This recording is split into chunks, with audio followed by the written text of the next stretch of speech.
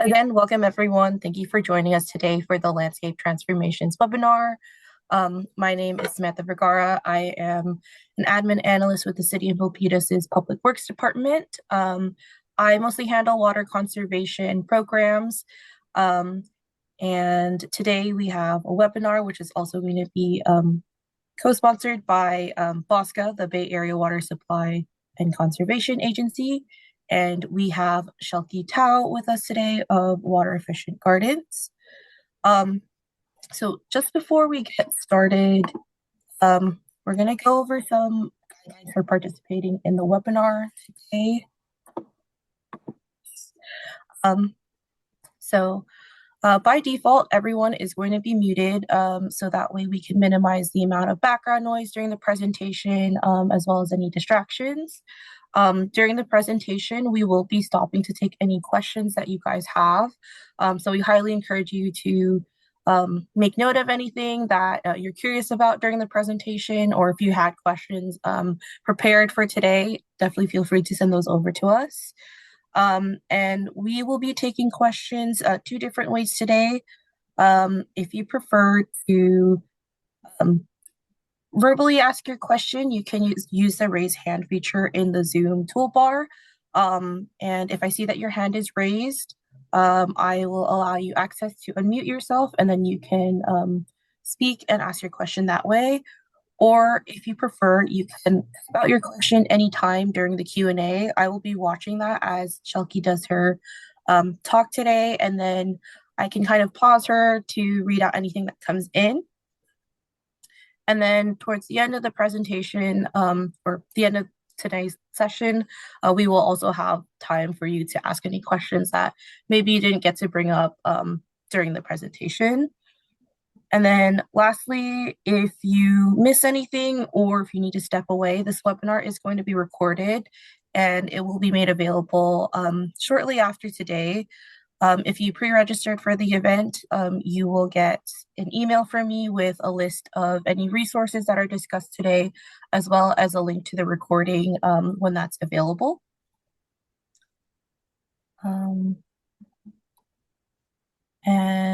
Next, we'll just do a quick little introduction about BOSCA. BOSCA is the Bay Area Water Supply and Conservation Agency, and they are a special district that represents 26 different water agencies, which includes cities, water districts, water companies, and a university. All of us that are represented by BOSCA purchase water from the San Francisco Regional Water System. And within the BOSCA member agencies, we provide water to about 1.8 million people and over 40,000 businesses and community organizations all across the Bay Area in Alameda, Santa Clara, and San Mateo County. And BOSCA's main goal is to ensure that we're able to provide a high quality supply of water at a fair price to all of our customers. So in addition to that main goal, as BOSCA's name suggests, there's a lot of emphasis on water conservation. And in order to promote water conservation, BOSCA does offer a variety of different conservation programs available to residents, businesses, and the like. In addition, they also have a very robust landscape water use or water conservation program. And the main objectives of this program are to kind of shine a light on how much water savings are available through water efficient landscaping, and to point out that we can reduce our water use through the use of water efficient plants and innovative irrigation techniques. And in doing all of that, we can make sure that we have sufficient water supply to meet the needs of our community.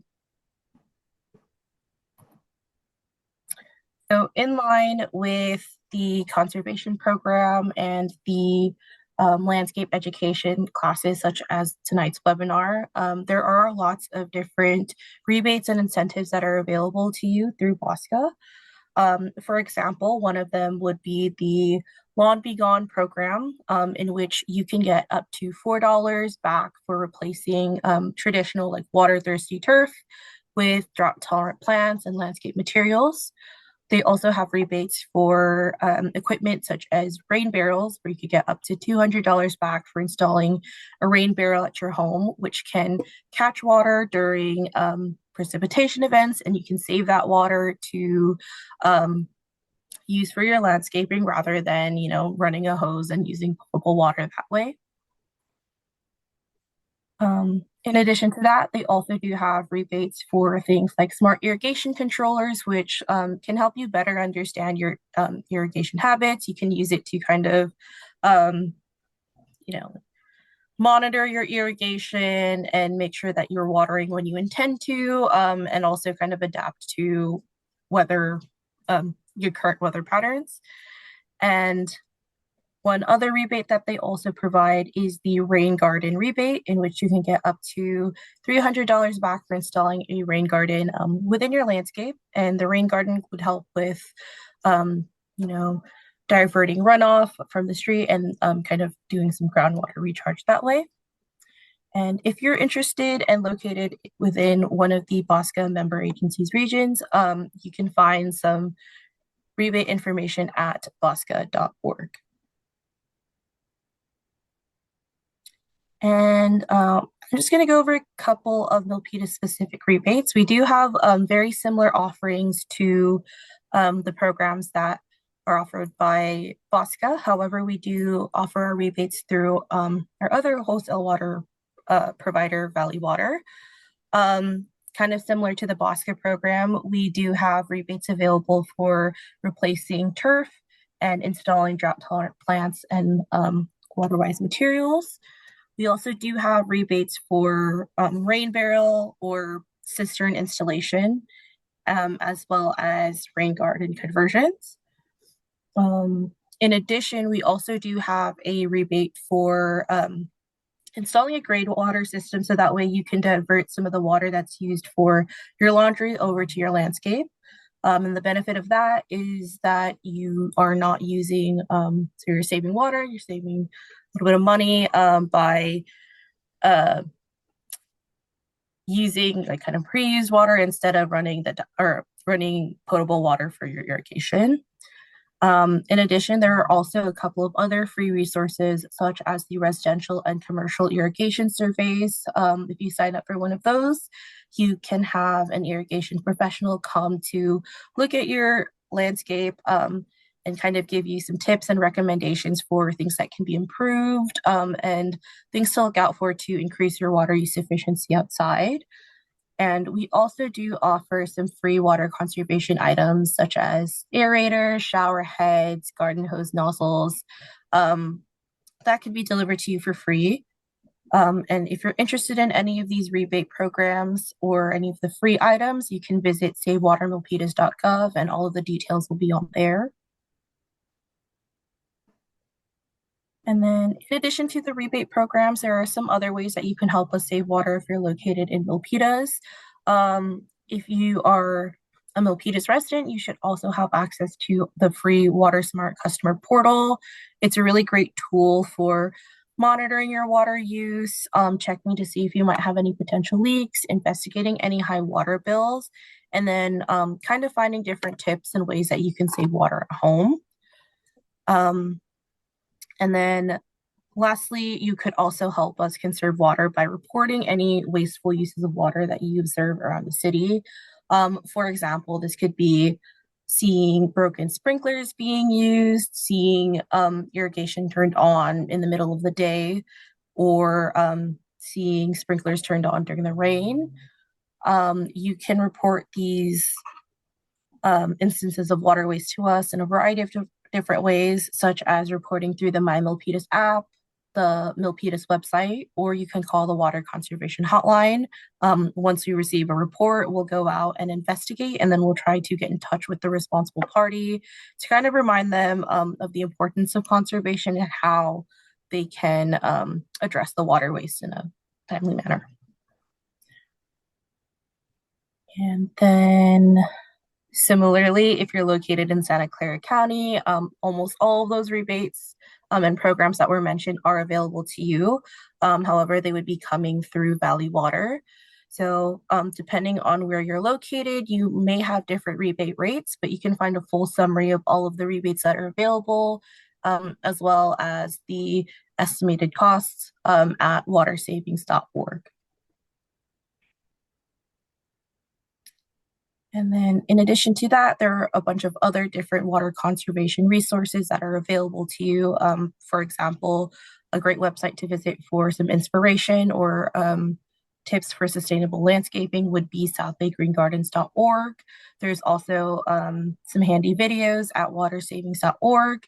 And then you can also report any waterways that you see around Santa Clara County directly through Valley Water by emailing waterwise@valleywater.org.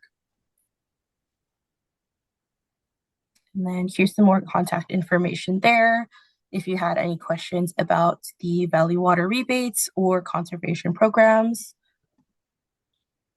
And if you enjoyed tonight's class, there are a lot of classes coming up through the spring and summer. We do have a variety of classes that are happening virtually through Zoom, and then there are also some in-person workshops as well. You can find a full array of the classes that are being offered at BOSCA's website, bosca.org.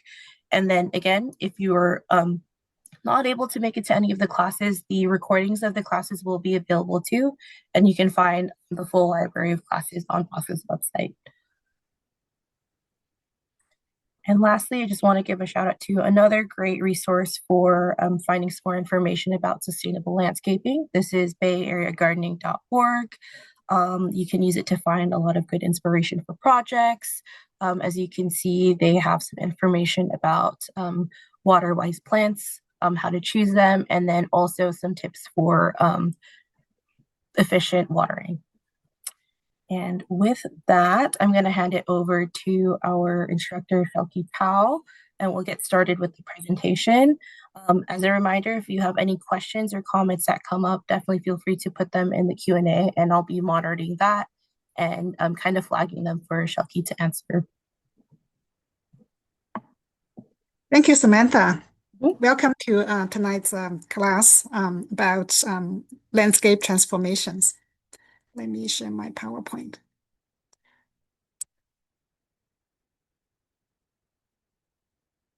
So yes, we are going to talk about landscape transformations. I'm Shelky Tao. I'm the founder of Water Efficient Gardens. So here, let's start by looking at a couple examples of the transformations. So this is a side yard. As you can see, it used to be a lawn, and then it all became this brown, lifeless surface.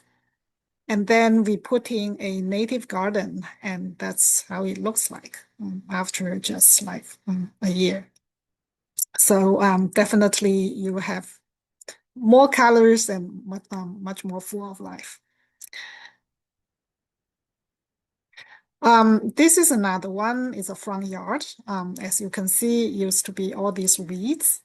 It's in the owner's words, she's really depressed every time when she looked out from the window. But after we put in a native garden, that's how it looks like. So again, full of colors, attracts tons of bees, birds, and butterflies. There's a rain garden in the front here. So yeah, it's become so much more beautiful and full of life. Another front yard, as you can see, it's like very there's nothing there. It's really just not that attractive. Then that's what it became. So yeah, you can see this is just the year after the garden was installed. So many beautiful colors attracts all kinds of pollinators. and just something really, really pleasant to enjoy. So yeah, those are some transformation examples. I think the key is that what do we want to transform into, right? We know that the lawns, they waste water, a lot of them do not look that attractive, but what do we want to transform into? The answer is that one of the best way to transform into is California native garden. And why is that great? We can start by looking at California native plants. So I took these photos during one of the super blooms like a couple of years ago.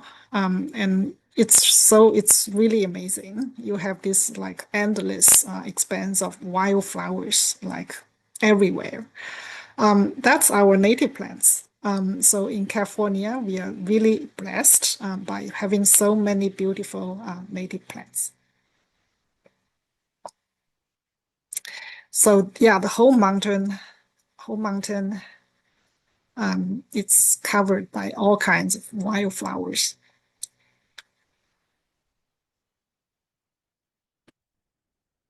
So California, we boast the most native plant species in all of the states.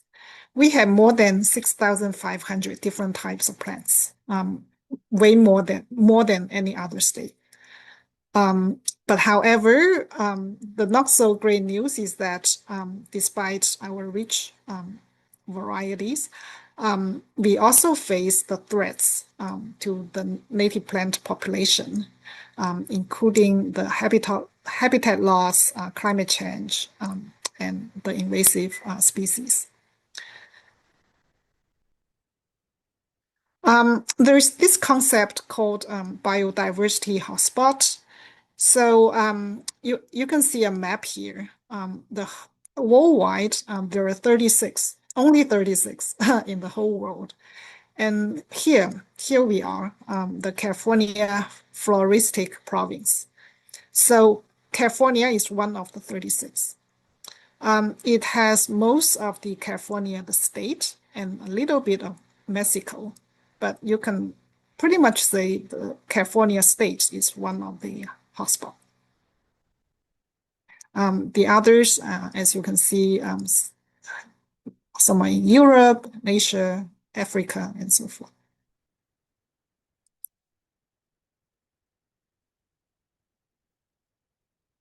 As a biodiversity hotspot, a region must meet these two strict criteria.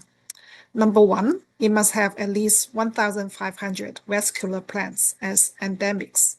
Endemic means that you only find such a plant in this place. You cannot find it anywhere else. So in California, we have a lot, like out of that 6,500, a big percentage of that are endemics. So we easily like pass this criteria, more than 1,500. On the other hand, that means that another criteria is that it must have 30% or less of its original natural vegetation. In other words, over 70%, at least 70% of its original vegetation is gone. It's no longer there anymore. So if we look at California, so this kind of look, it used to be statewide. It's used to be everywhere, but now it's only confined to Central Valley and some spots. So actually, more than 90% of that natural vegetation is gone. So because California meets both criteria, that's why it's listed as one of the 36 biodiversity hotspots. So as a Californian, we can feel both ways. On the one side, we should be very proud. We have so many beautiful native plants species. On the other hand, so much of that is gone. So it really emphasizes So it really reinforced the kind of like point that we should really put in a lot of effort to preserve and protect this rich diversity of plants and the biodiversity. And our gardens can go a long way for that effort.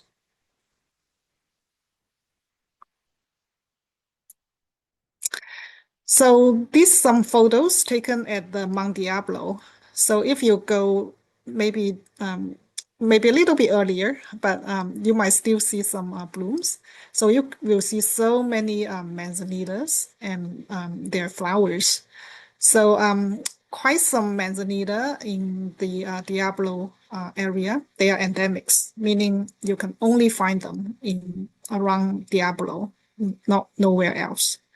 So it's there are quite some places in our area that's great to look at the native plants, and Mount Diablo is one of them.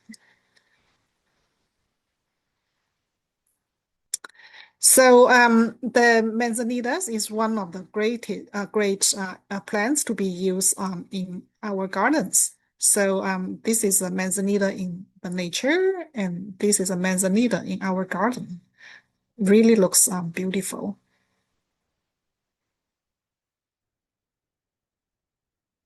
Golden poppies, our state flower, it can also look very good in our gardens as well.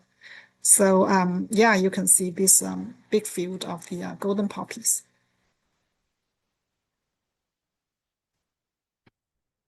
Silver lupine. So this was also taken at the Mount Diablo. So around this time, they actually really blooming. Yep, that's the silver lupine in our garden. So as you can see, all these native plants, they just look stunning, and they also can save so much water that we are going to talk about next. Another photo of a native garden.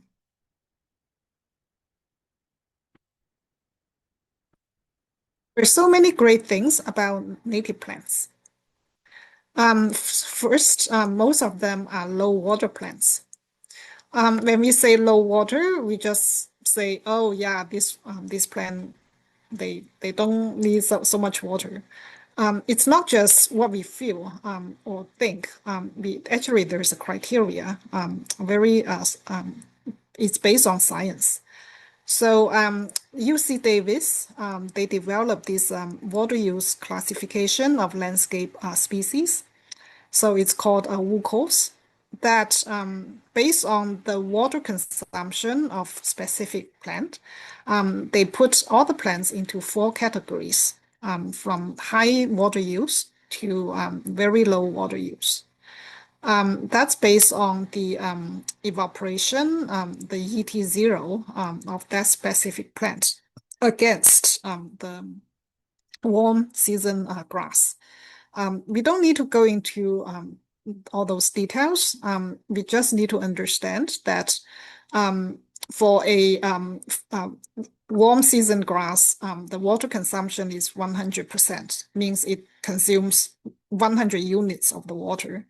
And then all the plants compare against that grass. And then if its water ET0 is less than 10% of that, then it's categorized as a very low water use plant. But if it's within 70 to 90% range, then it's a high water use plant. As you can see, just by looking at this table, you can already see where that water saving comes from. Because the plants themselves, right, they just don't need that much water. Say if a native plant, it's a very low water use plant. So say a grass or a lawn need to consume 100 units.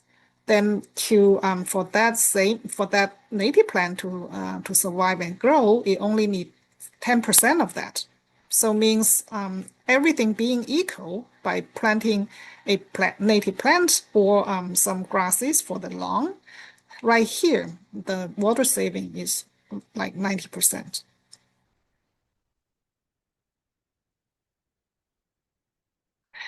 So if we look at just look at two examples, the silver lupine that we just looked at. So it is a very low water use plant. So it's less than 10% ET0. But the other plant that's not a native, the feather reed grass, it is a moderate water use plant.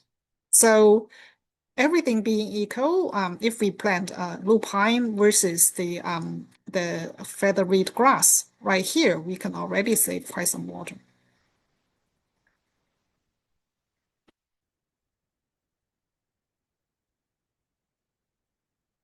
All the native plants is that they are adapted to our climate.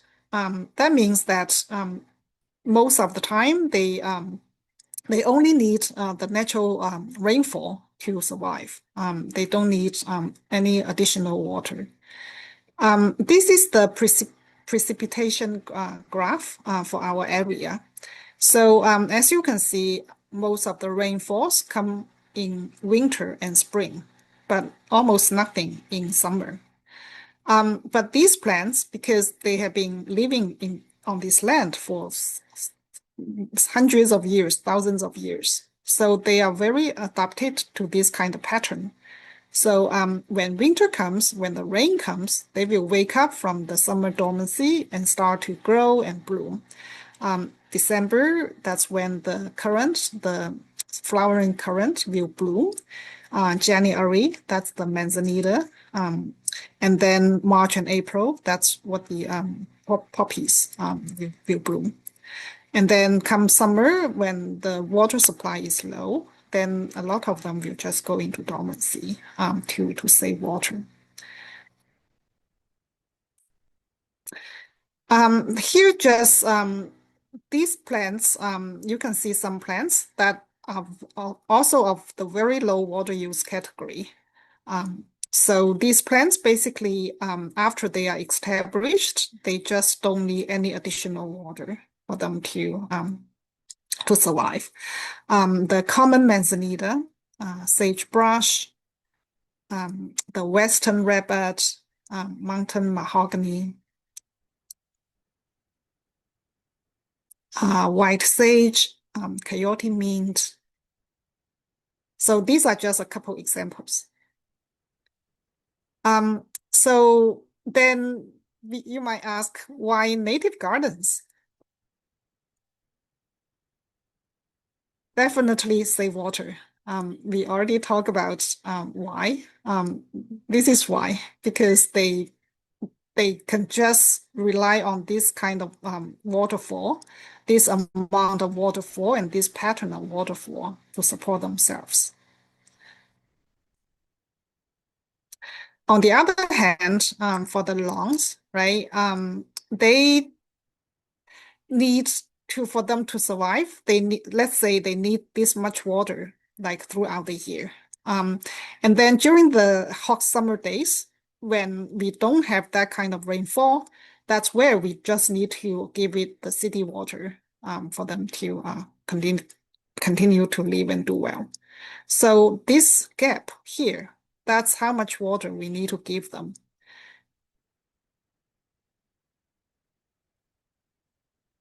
Outdoor lawns, here outdoor water use accounts for something like about half, 50% to 53% in California.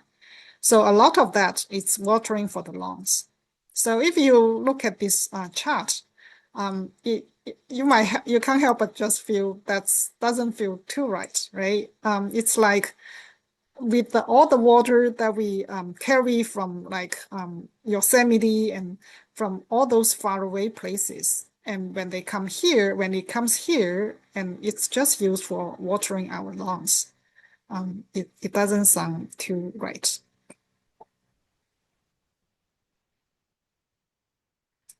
When we transform from a lawn to a native garden, it really can save water.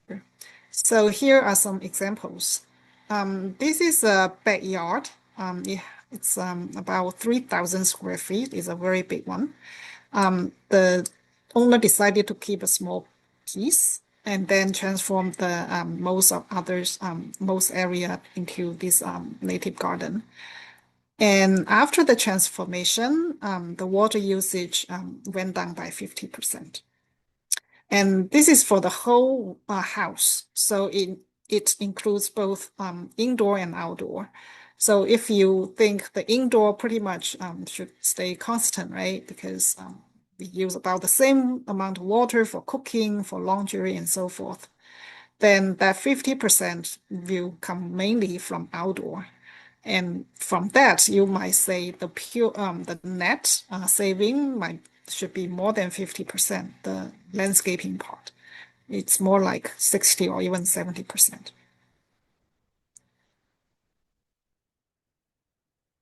This is another example. This is the front yard, and that's after the transformation. And the water usage went down was reduced by 56%.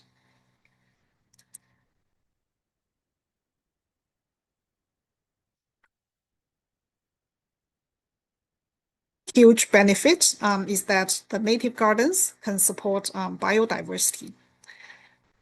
This is a chart that shows the population change of the Western monarch butterflies. So look at this green chart, green column here. So this is back in 1990, I believe. So the count was 1.2 million. And 2025, it's almost zero, or the count was 12,260.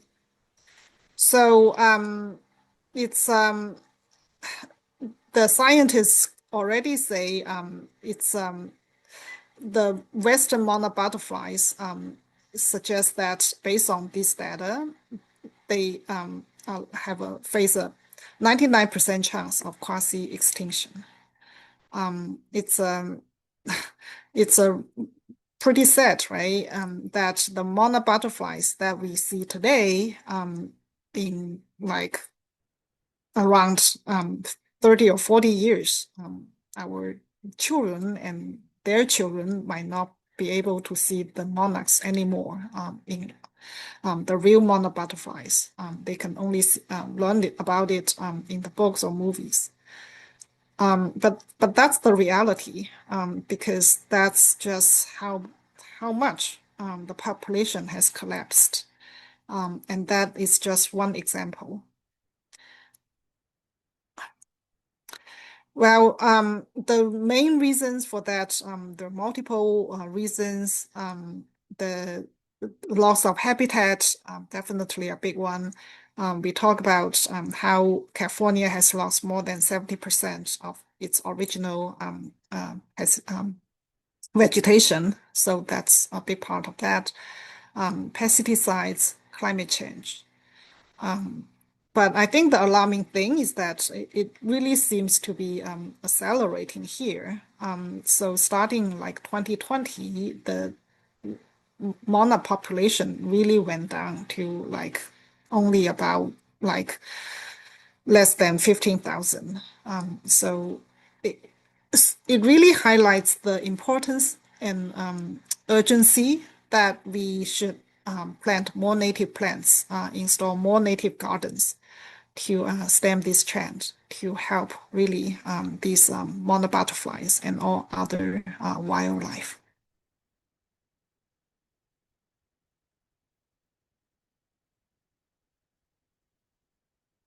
Is that once we put in the plants, they do come. It's really they are really sensitive.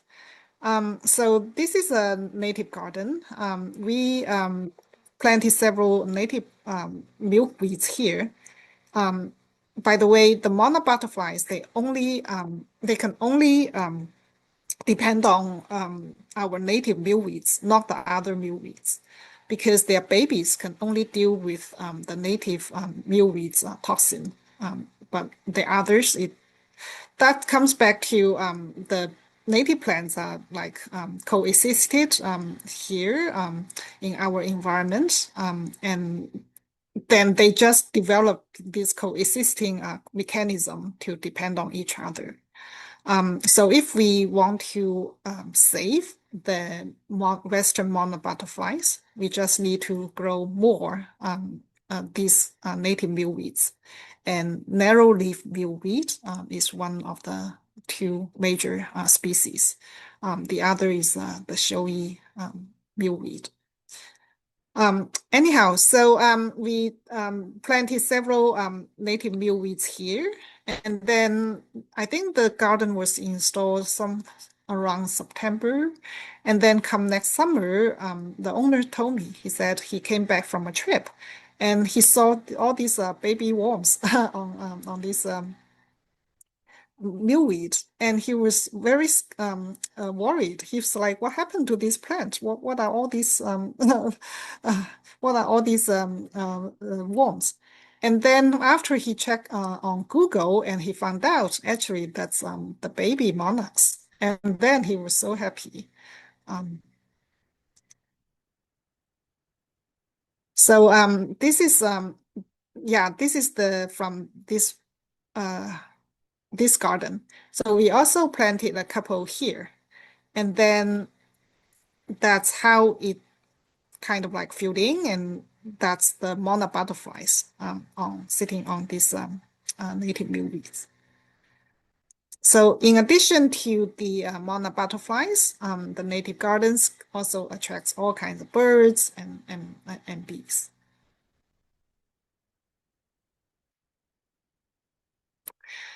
Rainwater. It's because we the place we are in, right, California, is overall a pretty dry place. So that means the rainwater really precious. The native plants, because they know that too, right? So they also develop all these mechanisms to kind of like absorb all the rainwater during the winter, and then use that to fully grow. Um, to fully take advantage of that rainwater, one of the best ways is to build a rain garden. A rain garden is something like this. For the downspouts, especially those in the front of the house, we can dig a shallow depression in the yard, and then direct the water into this depression or rain garden, and then plant the plants here. When it rains, all that rainwater will flow into the rain garden, watering all these native plants that will become a habitat for all the butterflies and bees we talk about. And then it will also recharge, soak down into the soil and recharge the groundwater. In the last, like during the last droughts, when we did not have enough surface water, in some places they just will pump the water out from the groundwater. And in some places, the groundwater is depleted so severely that it will take hundreds of years for that level to be back to normal. So to fully utilize the rainwater and let it soak down into the soil this way, that's one of the best ways to recharge that groundwater and bring the level back to at least close to normal.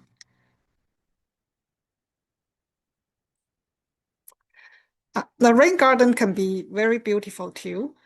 As you can see, this is the downspout right here. And we dig the pipe underneath this path. And then all that rainwater that falls on the roof during rain times will just flow into this rain garden. And the native plants all grow very happily there with the rainwater. So here is a small video, and you can see all the bees flying around.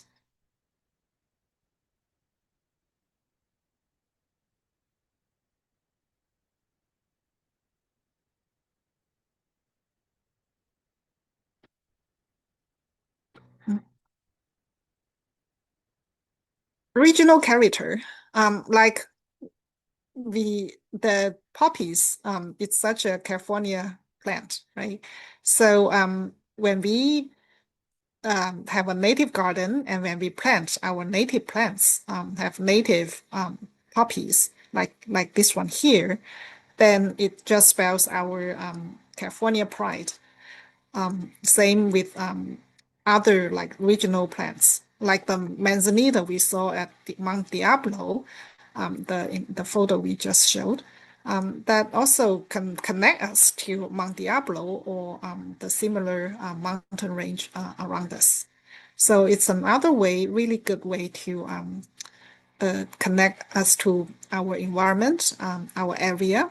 Also, if we for the kids, it's a great education to let them know about the history, our environment, and our plants.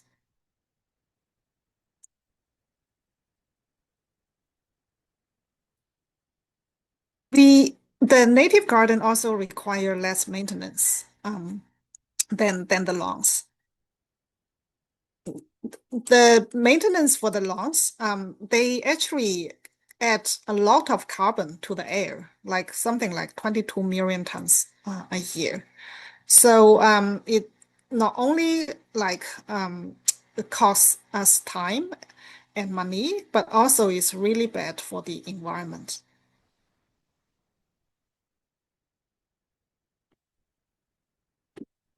When we have native, but when we transform our lawn to native gardens, we don't need to do the mowing anymore. And so that 22 million tons can be reduced a lot. And with that, it can also help us combat climate change.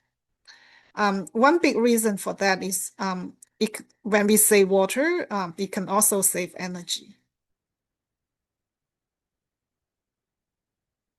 Situation is really not it's really not a beautiful one.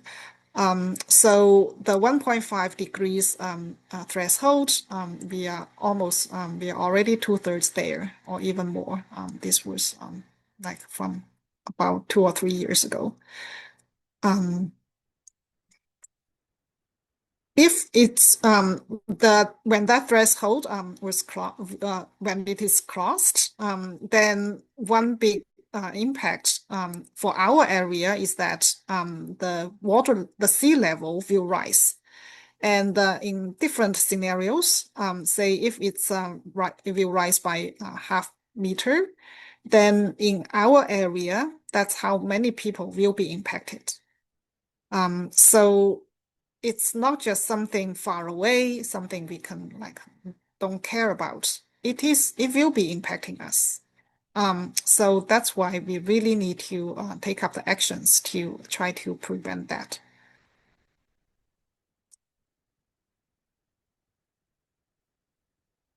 To stop that,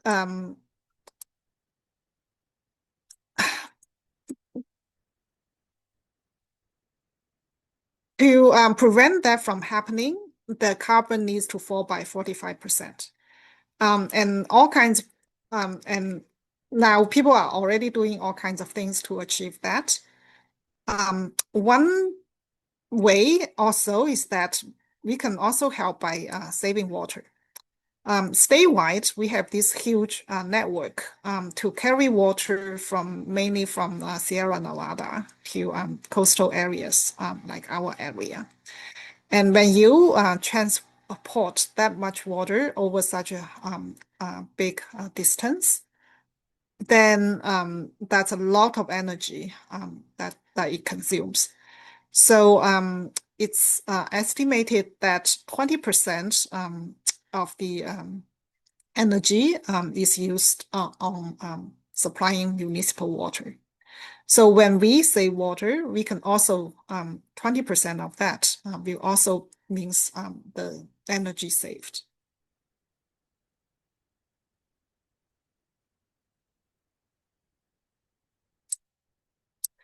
Another way the native plants can help is that they have deeper roots.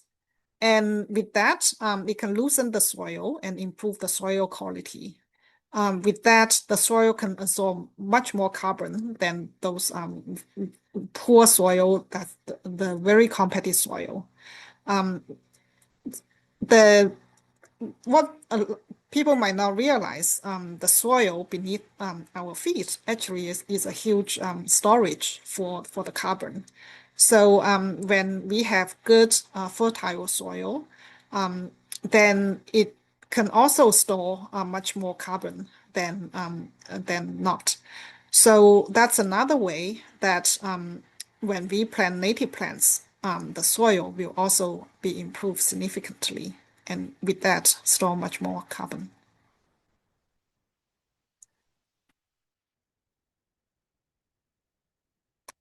On top of all that, native plants can also add the curb appeal, right?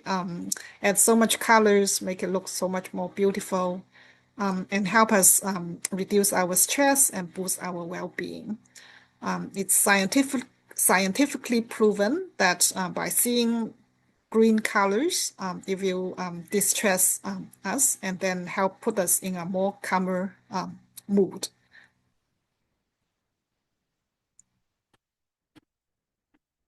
So if you look out the window and see a garden like this versus like a lifeless brown lawn, I think that the impact for us is very obvious.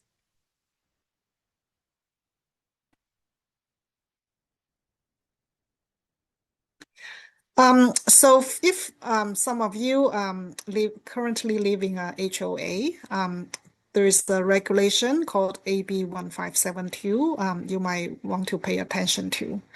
So the state passed this regulation, I think, 3 years ago.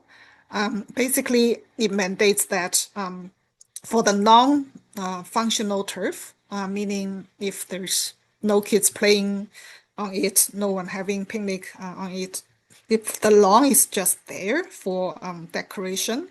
So if they are located on commercial, industrial, and institutional properties like schools, churches, nonprofits, and HOAs, then they are it's prohibited. The irrigation of those lawns is prohibited as of January 1st, 2029 for HOAs. So to comply with this regulation, the best way is to transform the lawn into a native garden before this deadline.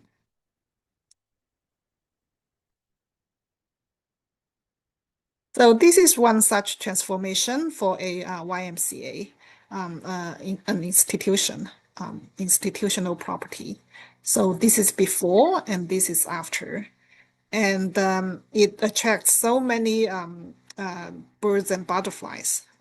Every time I go there, I always see so many these bees and birds flying around. And this is a HOA. So this is before, and this is how it looks now. And not only does it look so much better, but also it saves like 70% of water compared to when it had this long. And that number was they still keep the daily watering because when we installed the garden, it's like for the new plants, the watering was daily to make sure they can survive. And 3 months later, they still keep the daily watering schedule. But even with that, the water usage went down by 70%.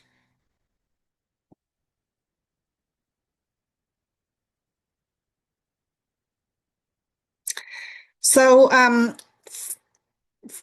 we talk about all these great examples. You might think about you want to do it too. So definitely now is a great time to do it. I'm going to talk quickly the process, how we can go about it. So the first step is to apply for the rebate. Milpitas has the best rate for the whole Bay Area. It's $4 per square feet. So definitely take advantage of that.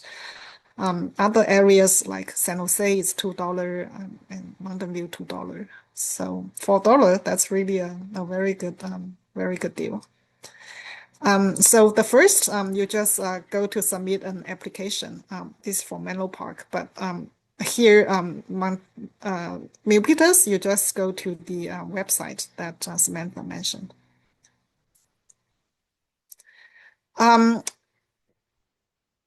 After that, then you can think about designing the garden.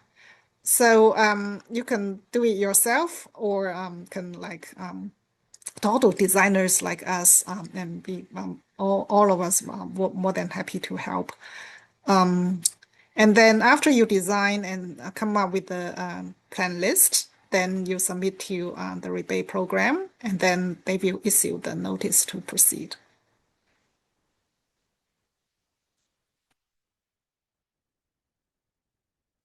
I will just go talk very quickly some high-level principles of designing a native garden. The first step is to know your space, know your yard. The first step is to map out your area. Say, where's your house and where's your yard? What's the orientation? And what's the sun exposure? Is it full sun? Is it part shade? When and how it gets into a full sun or part shade.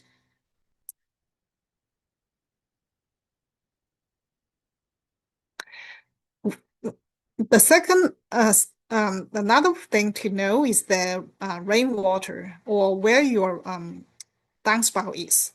So you can check the corners of your house and see where the downspout is.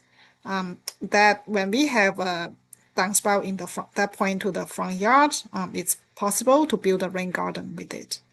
So for example, we see this downspout here, then I will just add this small block here to indicate the downspout. And this is just means that there's a big tree here, and then this is the path to the door of the house.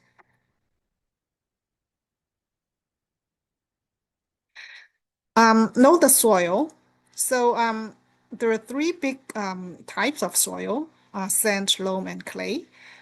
So one quick way to tell is to do this quick soil test. Just take a small handful of soil and add enough water, and then try to squeeze it. If it can hardly be made into a ribbon, then likely it's sand. If it can be made into a pretty long ribbon, then it's clay. Something in between, that's loam. In our area, clay is pretty prevalent. Then after you know the basics of your yard, then it's about you. What do you want your garden to do for you? So in my these are from my previous projects. The homeowner for this yard, they want to be able to walk around the garden. So they want to have a pretty broad path in the garden. So that's how it was designed that way. And here, this is the backyard garden. The homeowner just wanted to have this small nook to have their breakfast and also to read newspaper.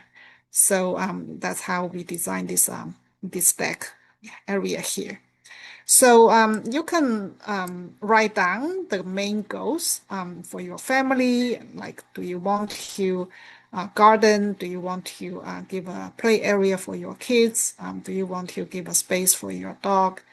So you can all write down those goals.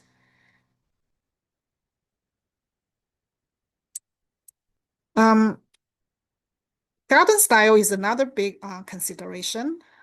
So we hope you will love the native gardens. So that's one main style. And then rain garden is another element. Pollinator garden is another style. If you just want to attract more pollinators, then obviously the plants we select will gear towards that. Some people love succulents a lot. Then yes, then we can also select succulents as the main selection for the plants. Some people want to garden, then we can design vegetable beds. Dry riverbed and boulders are also very attractive garden styles.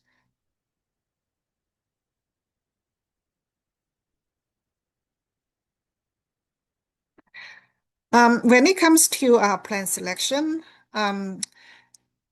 the, these are the main groups of plants.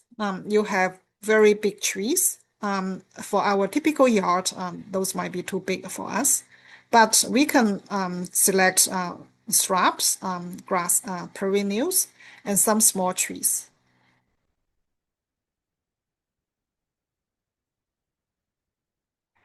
Tree is really important. So to the extent possible, if you can plant a small tree in the garden, definitely consider that. It can provide a very beautiful view, strong biodiversity benefit. So for coast live oak, a native oak in our area, it can support altogether about 170 different types of butterflies and moths. But if you look at eucalyptus, that's a tree from Australia, it's less than 5. And crepe myrtle, it's less than 2, or almost nothing. So in the same space, if you put in a crepe myrtle versus a western redbud, the difference can be quite big.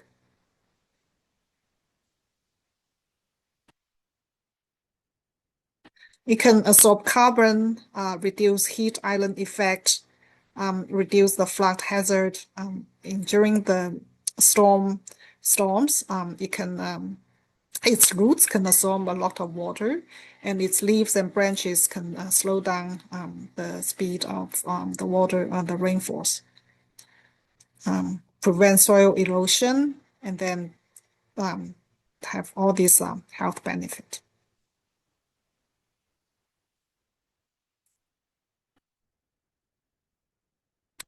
These are some of the small trees you can consider for the garden.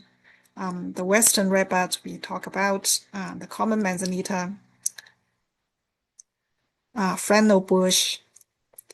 If you have a like big, decent, relatively big space, you can consider a valley oak or a coast live oak. Bladder pot and chaparral coffeeberry.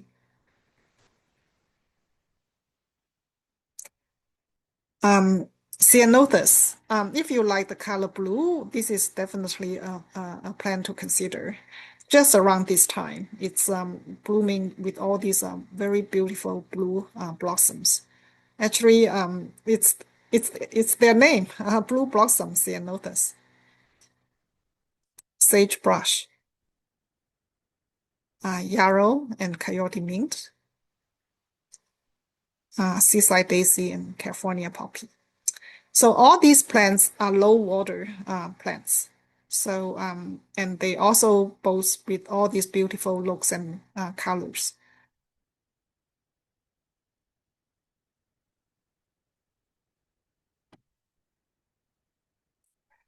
These are some of the principles.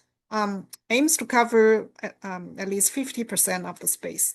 That's the requirements, key requirement for the rebate too, that after the transformation, the plants, when they mature, they should cover more than 50% of the lawn space. Right plant at the right place, mainly the sun exposure. You have some plants that just like hot sun. The hotter, the better. But then you have other plants that want to avoid hot sun as much as possible. So to know that distinction and to select the plants and put them at the right place, that's very important. If you have a downspout that point to the yard, definitely consider adding a rain garden. Consider a tree. You can select the plants with the flower colors that you like. Native plants, as we just saw, has all these beautiful colors, pink, red, yellow, blue.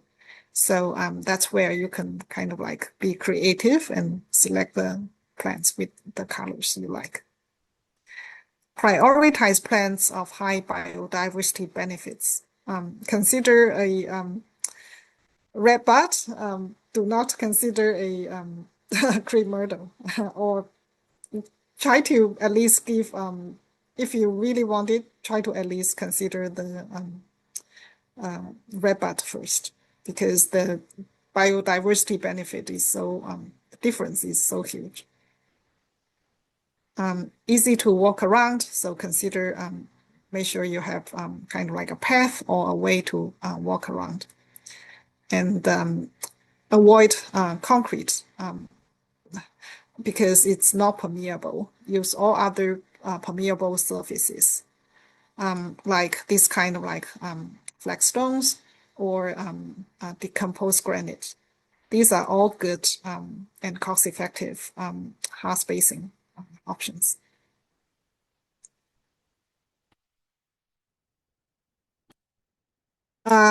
So come back to the chart we just looked at. Say, because we have a downspout here, then we can add a rain garden. We can add a tree.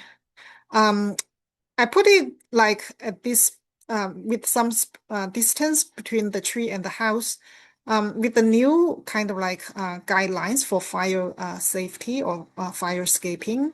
Now it's very much recommended that we keep zone 0 totally vegetation free. Zone 0 means the space that's within 5 feet of the house. So the principle is that no flammable materials. So with that, no plants. So beyond 5, then yes, we can plant all our beautiful native plants, but avoid the zone 0 space. And then after we select putting the tree, then we can add all the other beautiful shrubs and perennials.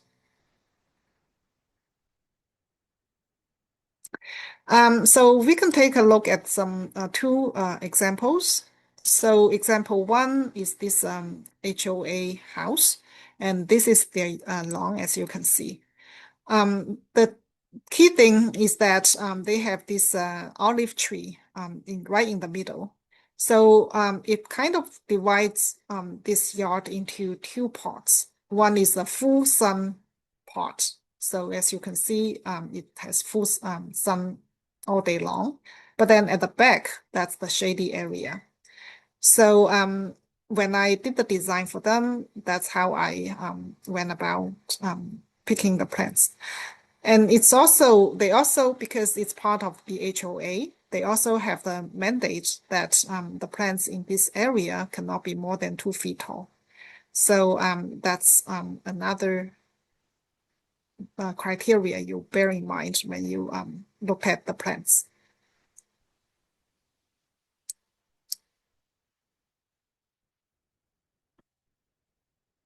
So that's how the design, final design is.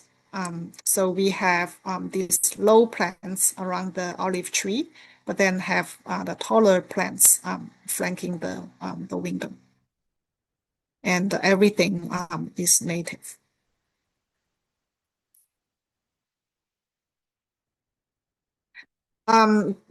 This project, we already saw the photo.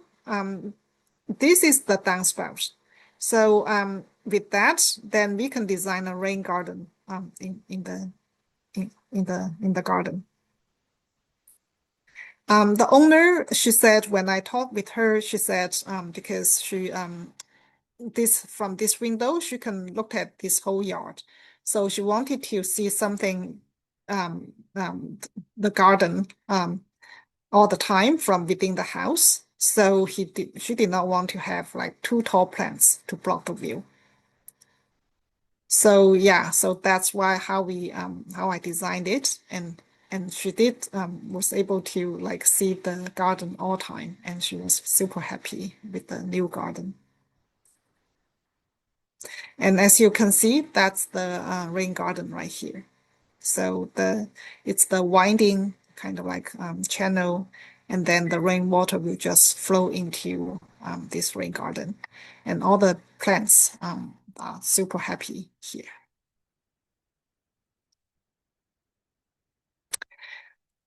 Here's some resources items. Going natives garden tour. It's coming next month. Definitely recommend it. If you haven't been on one, um, highly recommend. After you register, you will receive a list of the houses or places that you can look at the native gardens. Um, it's one of the best opportunities to see all the native plants and gardens up close, and you can also talk with the homeowners and understand how the process is like. Calscape.org. So that's the website that has the most extensive information about California native plants. There you can find everything, the name, the height, the width, the soil, what kind of sun exposure. It just has all these tons of information. Doug Tallamy, he's regarded as a guru for native plants in the country. So he wrote several bestseller books. Um, Nature's Best Hope is one of them. You can go to YouTube and just search for Nature's Best Hope. So after you listen to his talk, you will understand why it is so vitally important to plant native trees and plants in our gardens. I definitely would recommend you take a um, take a look. We have some very great native gardens in our area. In San Francisco Botanical Garden, they have a dedicated California native garden. Also in UC Berkeley and UC Santa Cruz. Both gardens, they have dedicated sections. And that's another great chance, great opportunity to see all the different types of native plants.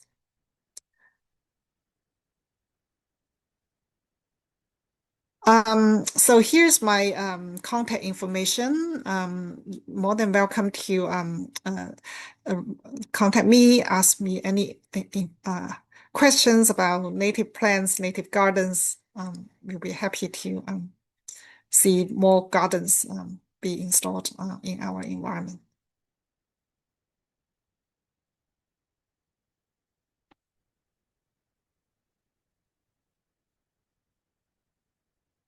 Any questions? Perfect. Thank you, Shelky. Okay. Um, I have not seen any questions come into the Q&A, but we'll be on for a couple more minutes in case anybody wants to send anything in, or if anyone wants to raise their hand to have the opportunity to unmute and ask the question that way. All of the resources that were just listed on the past couple of slides, as well as Shelky's contact information, will be provided to you when I have the link to today's recording. And then there were also a couple of resources towards the beginning that I'll also provide links to as well. Um,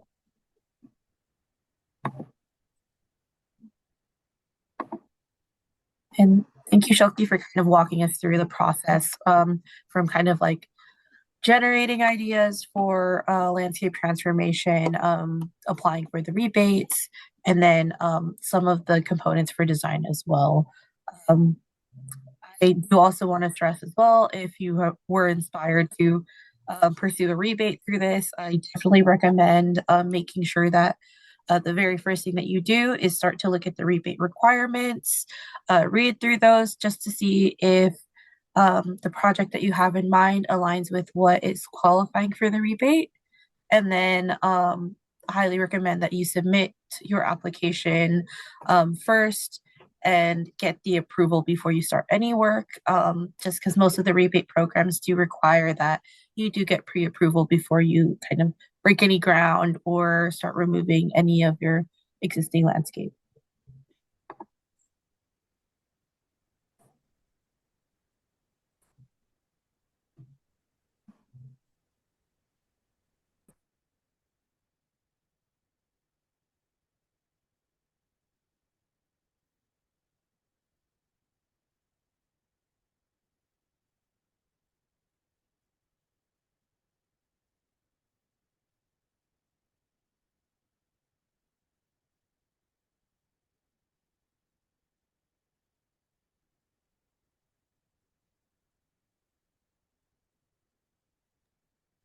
And so, yeah, certain not necessarily questions, but a couple of comments that I wanted to point out about the presentation. I do really like that you brought up the new AB, or it's not necessarily new, but AB 1572, and how you can do like landscape transformations in lieu of just letting your lawn die. I will be also probably trying to find some more resources about that since that is something that we're going to be seeing a lot more here in California in the future. So I'll find some resources to kind of help spread the word about what's to come and what kind of changes we'll be seeing in California's landscapes. I also did want to point out as well too I think it was the was it zone zero requirements that you brought up too. I'll try to find some resources about that to include in the mail out to everyone. That's great. Mhm. Um,